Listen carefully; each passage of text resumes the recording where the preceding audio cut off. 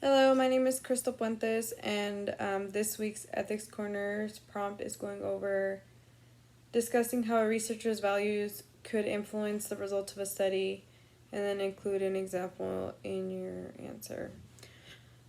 Yes, a researcher's values can influence the results of a study depending on what their values are. Do they value getting, accurate, good information and actually going through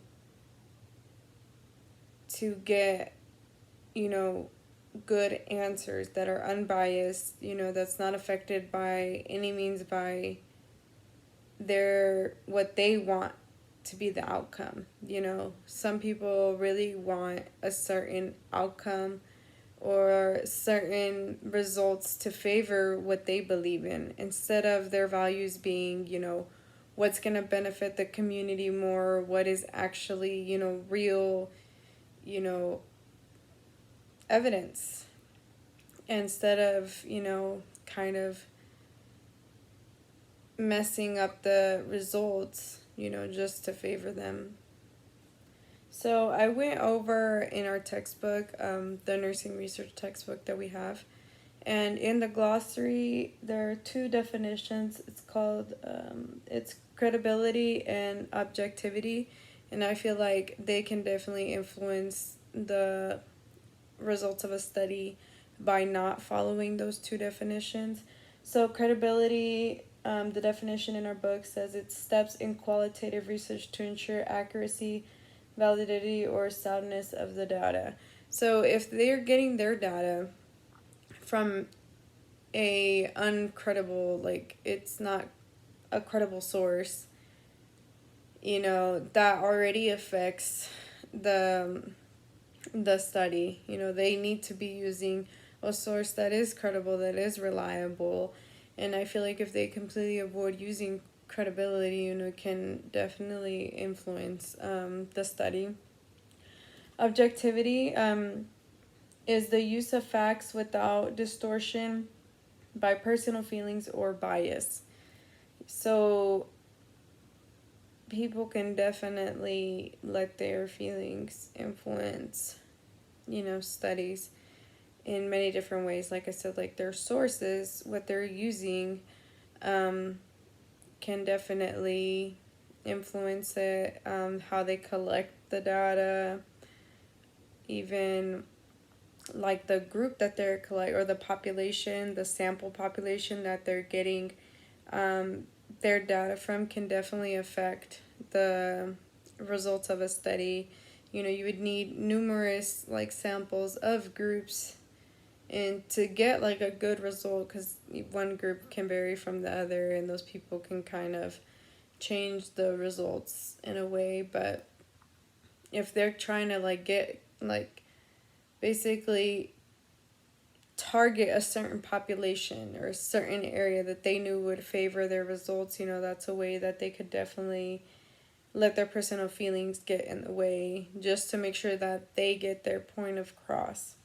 So an example that I found was the Tuskegee experiment. It's an experiment that really stuck out to me. I feel like the person's values, or the researcher's values, were very unethical. That's what made this study so,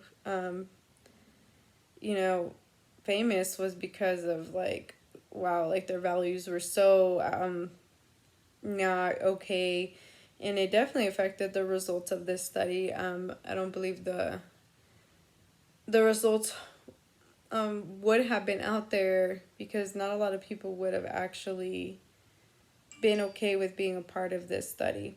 So this study was started in 1932, and it was, at that time there was no treatment for syphilis, and they got a group of people. So this was actually the government doctors that worked for the government.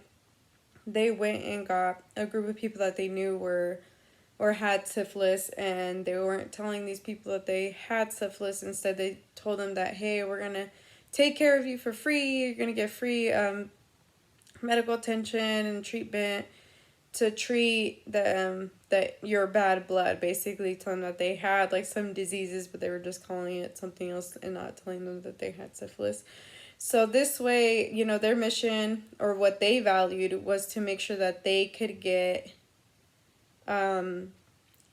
results and be able to document and gather data of the progression of the disease of syphilis. That's what they valued. What they didn't value is the people that were in this research. They were unknowingly a part of this research, not knowing that they had syphilis and not knowing what was going to happen to them if they didn't receive treatment.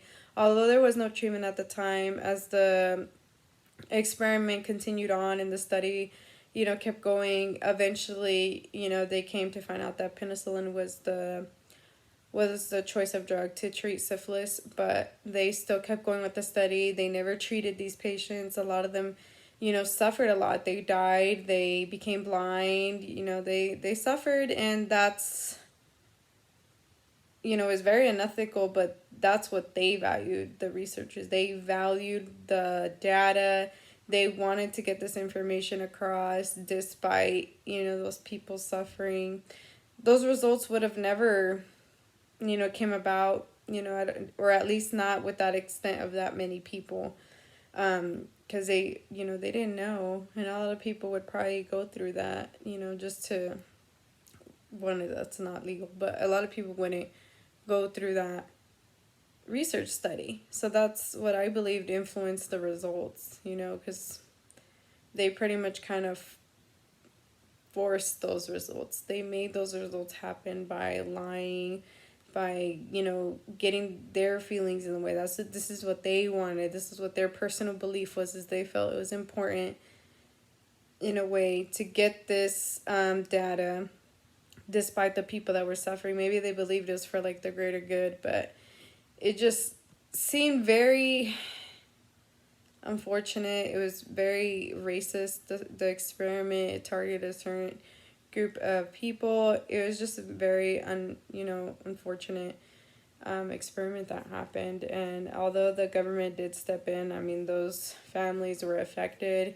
They spread the syphilis to like their wives or their husbands or their kids, and it's a very unfortunate study. So that's how I believe, you know, the researchers' values did influence the results of a study in that case.